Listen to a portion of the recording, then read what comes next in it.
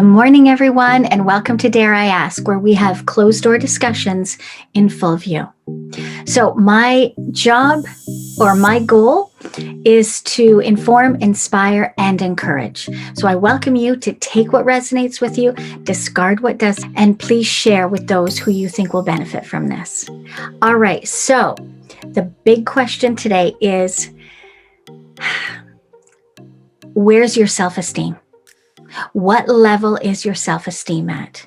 And I know this is a big word. It's almost like a dirty word for a lot of people. A lot of people associate self-esteem with ego, with self-centeredness, right? There's so many things wrapped up in self-esteem. I'm actually starting a book that I've had forever. I was actually going to be even doing a book reading group on this book. And unfortunately, life was just too busy and I wasn't able to join the group. So I've started reading it on my own. And literally, I think I'm on page 10? What page am I on? Yeah, page 3. Page 3. And it's already blowing me away. So listen to this. I'm just going to read this to you for a second. Self-esteem is a fundamental human need. Its impact requires neither understanding nor consent. It works its way within us with or without our acknowledgement. We are free to seek to grasp the dynamics of self-esteem or to remain unconscious of it. But in the latter case, we remain a mystery to ourselves and endure the consequences. Think about that. Let me repeat that so you can hear and really absorb what I'm saying here. Self-esteem is a fundamental human need. Its impact requires neither our understanding nor our consent. So the impact of our self-esteem, the impact of the level of our self-esteem doesn't require our consent whatsoever, or even our understanding, right? We don't have to understand what's going on in order for things to impact our self-esteem. We've pretty much got that figured out. It works its way within us with or without our knowledge. It works its way within us with or without our knowledge. Isn't that what I just said? It impacts us, whatever is happening in our day, and how we filter it, how we absorb it, in fact, impacts our self-esteem. Okay, absolutely. With or without our knowing that that's what's happening. We are free to seek to grasp the dynamics of self-esteem or to remain unconscious to it. Right? We've got freedom to choose. We have freedom to choose whichever path we want to go. Do we want to acknowledge what our self-esteem is and what's impacting it? Or do we want to just remain ignorant, right? Oblivious to what's happening. Because whether we're ignorant, whether we're aware of it or not, or choose to be ignorant, it's still happening. But in the latter case, by remaining ignorant, by remaining unconscious, we remain a mystery to ourselves and endure the consequences. Meaning, without us knowing where our self-esteem is, we're literally a mystery to ourselves. We are literally walking through life blindfolded. This is how critical it is for us to know where our self-esteem is. Now, I can be the first to tell you, absolutely, my self-esteem has been so low, literally plummeted to the bottoms of the ocean. I think we've all been there from one time to another. Okay, absolutely, hands down. I can name many times in my life, even when I was a child, when my parents split when I was 11, we were very much in the middle of the idyllic, suburban family life.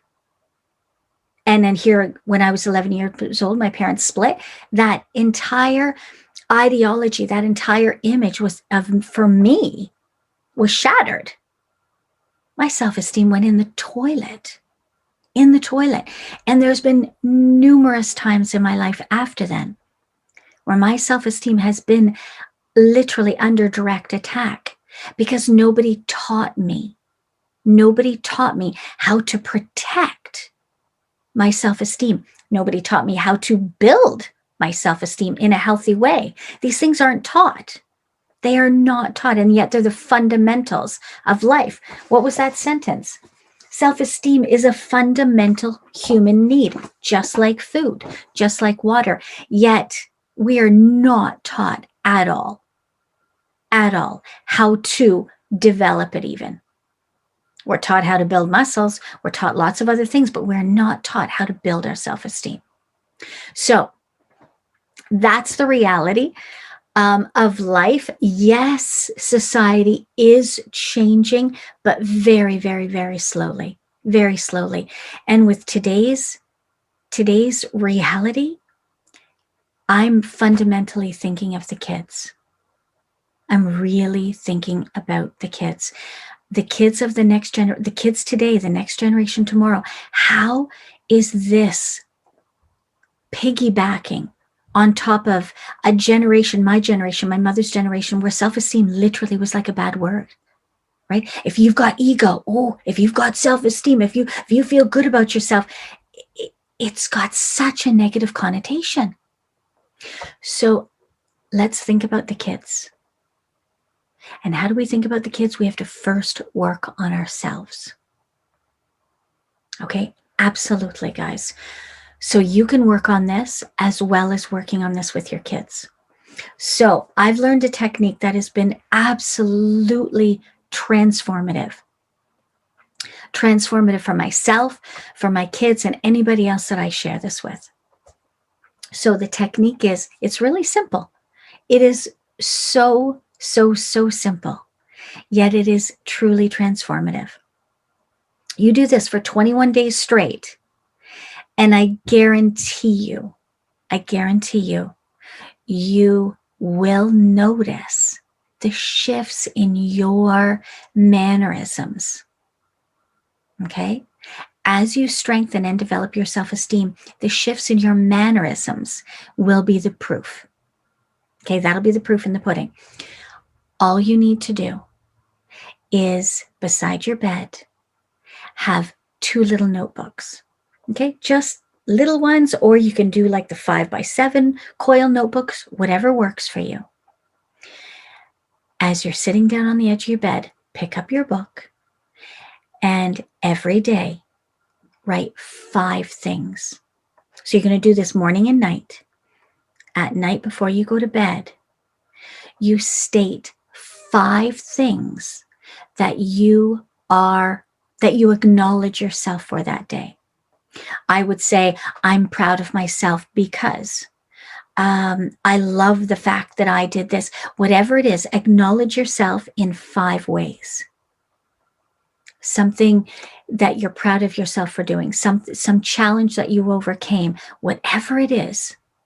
And on some days, honestly, even if you stayed in your pajamas all day, but you managed to brush your teeth, I'm proud of myself for brushing my teeth today. It can be as simple and as elaborate as you feel fit. And then in the morning, you're going to state 5 things that you're grateful for before your day has even started. Pick it, the alarm goes off, you sit up, you grab your notebook, you write down, today I'm grateful for. Whatever it is, I'm grateful that I have a car to jump into. I am grateful that I have this warm house to live in. I'm grateful, I'm grateful I've got food in the fridge. I'm grateful that I'm going to be doing this today. I am so grateful I was paid money that I was waiting for. Whatever it is, say 5 things in the morning that you're grateful for. Start your day with an open heart by planting those 5 seeds of gratitude. And at night, you're going to write 5 things that you acknowledge yourself for, what you're proud of yourself for, you respect yourself for, whatever. Just acknowledge yourself in 5 ways from something that transpired that day or previously. It doesn't matter, whatever comes to you. I'm so proud of myself when I was 5 years old because I ran that race that I was really scared to run. And even though I didn't win, I'm really proud that I did it. Just whatever comes up to you, write those 5 things down. And you do this for 21 days straight. And I guarantee you, you will notice a huge shift in your mannerisms. And that will result in shifts in your life. So that's it for today, guys. I hope you enjoyed this. Please share this with anyone and everyone that you think will benefit from it. And quite frankly, everybody needs this. So I would share this with everybody that you know, because it is truly transformative. It really is. Okay, guys, have a great one, and I will talk with you tomorrow. Take care.